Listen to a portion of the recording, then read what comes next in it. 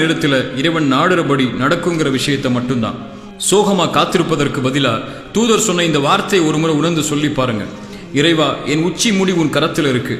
இறைவனுக்கு தான் தெரியும் நம்மளை எப்ப சிரிக்க வைக்கணும்னு சொல்லி, நம்மளை எப்ப அழ வைக்கணும்னு சொல்லி, நமக்கு எதை கொடுக்கணும் எதை கொடுக்க கூடாதுன்னு சொல்லி அவனுக்கு மட்டும்தான் தெரியும்.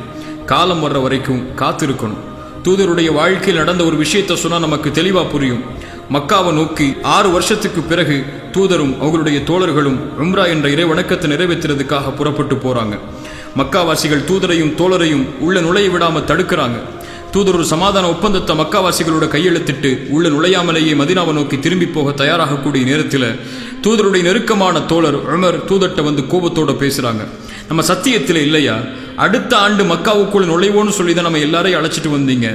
இந்த இறைமறுப்பாளர்களுக்காக தடுக்கக்கூடிய இந்த எதிரிகளோட சமாதான ஒப்பந்தம் செய்து போர் செய்யாம ஏன் கோழைகளா திரும்பி போகணும்னு சொல்லி கோபத்தோடு கேட்கிறாங்க.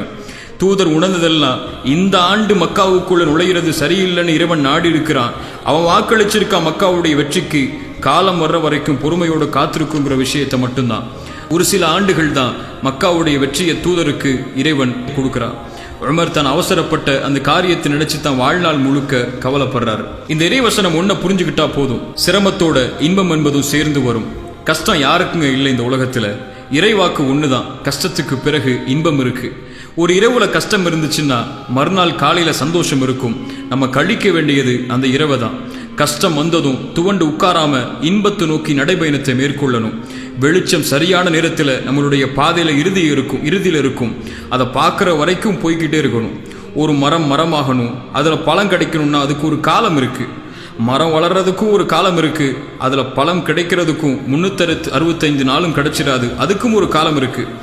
ஒரு விதை போட்டவன் ஒரு மரம் வளர்றதுக்கு பழம் கிடைக்கிறதுக்கு எவ்வளவு காலம் காத்திருக்கணும். அது போலதான் இந்த வாழ்க்கையும். சிலருக்கு 23 வயசுல வாழ்க்கை அமையலாம், சிலருக்கு 30 வயசுல தான் அமையும். சிலருக்கு வியாபாரம் தொடங்குற உடனே லாபம் கிடைக்கும், சிலருக்கு 10 வருஷம் கழிச்சு தான் கிடைக்கும். சிலருக்கு குழந்தைகள் திருமணமாகி சில மாசங்களிலேயே கிடைக்கும், சிலருக்கு 10 வருஷம் கழிச்சு அல்லது 15 வருஷத்துக்கு பிறகுதான் கிடைக்கும். இதெல்லாம் நம்ம போட்ட கணக்கு இல்லைங்க, இறைவன் அமைச்ச விதி. தான் தூது செய்தி ஏற்றுக்கொள்ள சிலர் ஏற்றுக்கொள்ளவே நபி நூஹுக்கு 950 ஆண்டு காலம் தேவைப்பட்டுச்சு. தான் இழந்த மகனை மீண்டும் பார்க்கறதுக்கு நபி யாக்கூபுக்கு பல ஆண்டுகள் தேவைப்பட்டுச்சு. சந்தையில விற்கப்பட்ட ஒரு நபி அதே நாட்டில் மந்திரியாகி மீண்டும் தந்தையை சந்திக்கிறதுக்கு பல ஆண்டுகள் நபி யூசுஃபுக்கு தேவைப்பட்டுச்சு. அதுபோலதான் தூதருக்கும் மக்காவை வெற்றி கொள்ள 21 ஆண்டு கால உழைப்பு தேவைப்பட்டுச்சு. இதுதான் எல்லாருக்கும் உள்ள நியதி. வாழ்க்கையில் ஒன்று கிடைக்கலன்னா நடக்கலன்னா துவண்டு உட்காராம கிடைக்காதது நமக்கு சிறந்தது இல்லை, அமையாத நேரம் நமக்கு சரியான நேரம் இல்லைங்கிற விஷயத்தை மட்டும் மனசுல வச்சுக்கணும். ஒரு பெண்ணை திருமணம் செய்ய ஆசைப்பட்டிருப்போம், அது நடக்காம போயிருக்கும்.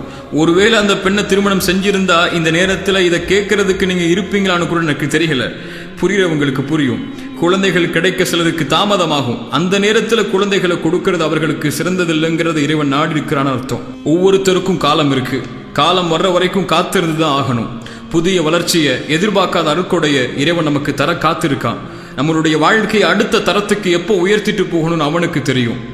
இதை எதையுமே நம்மளால உருவாக்க முடியாதுன்னு நமக்கு தெரியும். காத்திருக்கக்கூடிய நேரத்தில் எப்படி நடக்கிறோம், இறைவன்கிட்ட எப்படி நடந்து கொள்றோம், அவன்கிட்ட எப்படி நன்றியோடு இருக்குங்கிற விஷயத்தை கொண்டுதான் அடுத்த தரத்துக்கு நம்மளுடைய வாழ்க்கை நகரும்.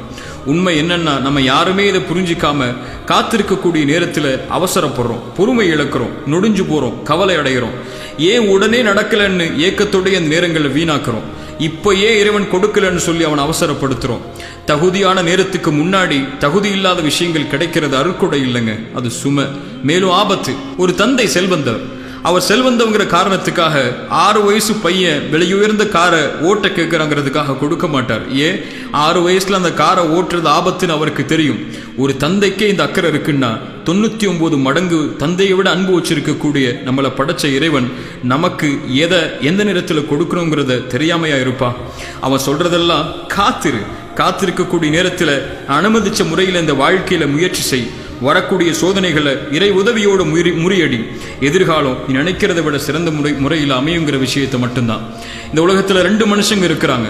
சோதனைகளுடைய காலத்துல காத்திருக்காம அவசரப்பட்டு உடனே சோதனைகள் நீங்கணும்னு சொல்லி இறை கட்டளைக்கு மாறுபட்டு மேலும் சோதனைகள்ல சிக்கி கவலை ஏற்பட்டு இறைவனையை குறை சொல்லக்கூடிய மக்கள் ஒருபுறம், சோதனைகள் வரும்போது தன்னாலான முயற்சியை செய்து பொறுமையை கடைபிடித்து இறை கட்டளைக்கு கட்டுப்பட்டு நல்ல குணங்களோடு நடந்து கொண்டு இறைவன்ட்ட இறைவா உனக்கு தெரிய என் வாழ்க்கை என்னுடைய பாதை, நீ என்னை கண்காணிக்கிற, என் ஒவ்வொரு எட்டும் உனக்கு தெரியும், நான் முயற்சி செய்கிறேன், எனக்கு நீ நியமிச்ச நேரத்தை காலத்தை எதிர்பார்க்கிற, நீ விரும்புறத கொடு இறைவா, விரும்பாததற்கு காத்திருக்கிறேன்னு சொல்லக்கூடிய கூட்டம் இன்னொரு புறம்.